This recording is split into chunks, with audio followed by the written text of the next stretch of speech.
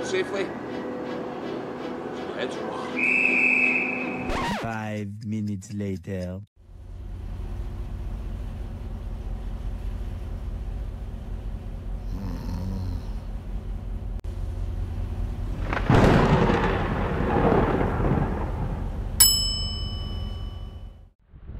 Hi folks, Stevie here.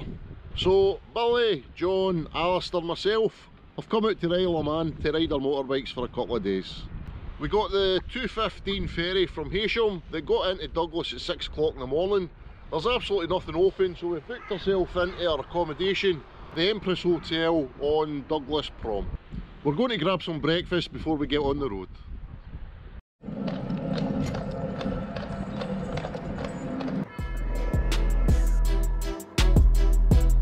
Oh, what a splendid fellow.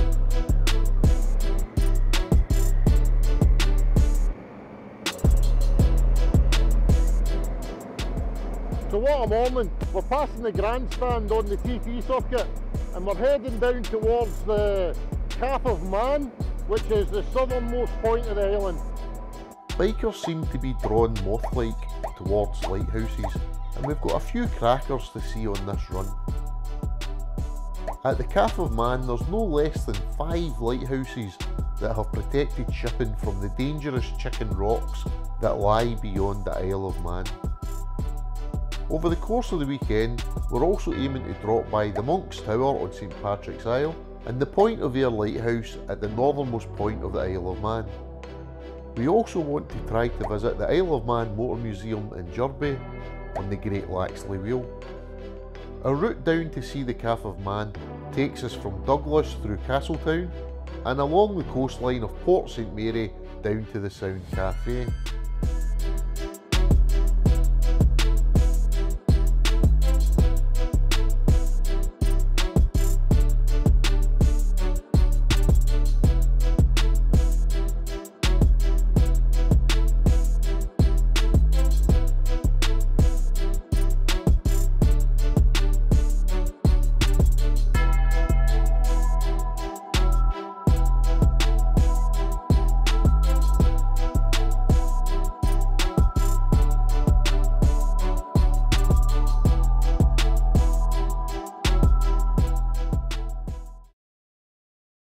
From the Sound Cafe you can see the Thousla Rock beacon that lies between the mainland and the Calf of Man.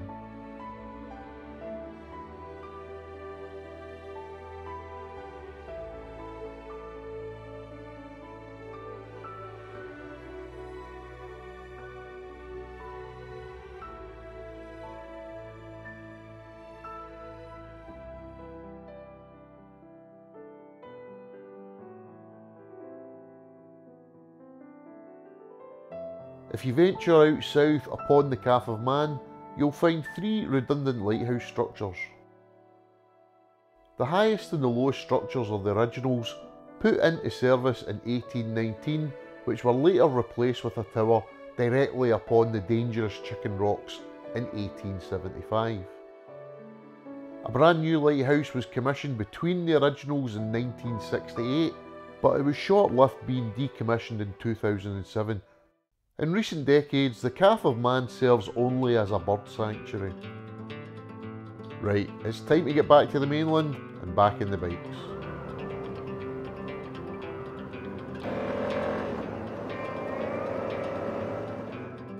The next leg of our journey takes us 17 miles north up the western coastline to St Patrick's Isle that sits just off Peel Harbour.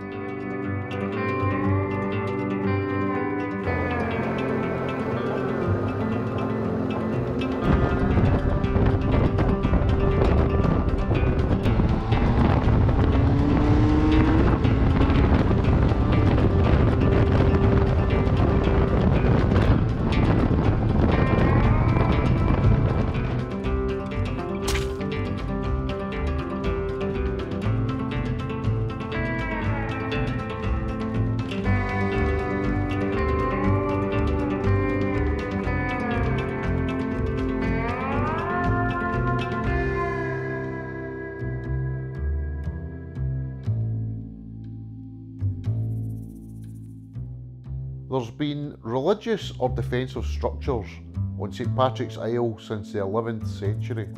What is now the grounds of Peel Castle has served as a cathedral, a monastery and a fortress during its long history. It's said that the tower was a defensive lookout for the monastery to protect itself from the Vikings. St Patrick's Isle has been separated from the mainland by a narrow but treacherous channel of water before the first causeway was built in 1785.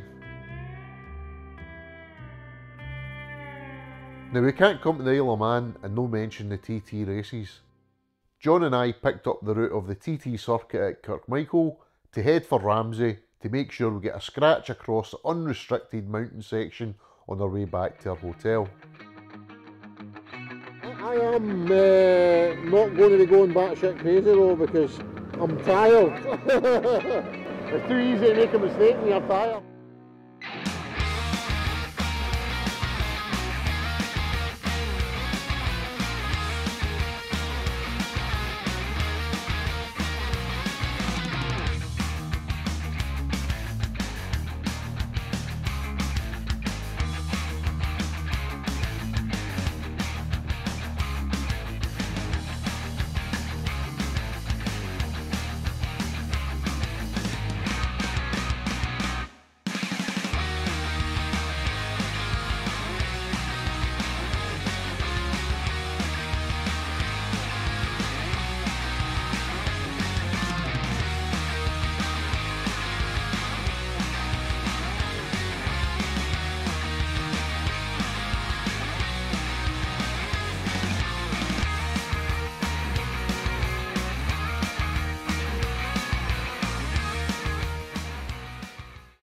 Day one of our trip concludes with a wander into town for a bite to eat and a few beers.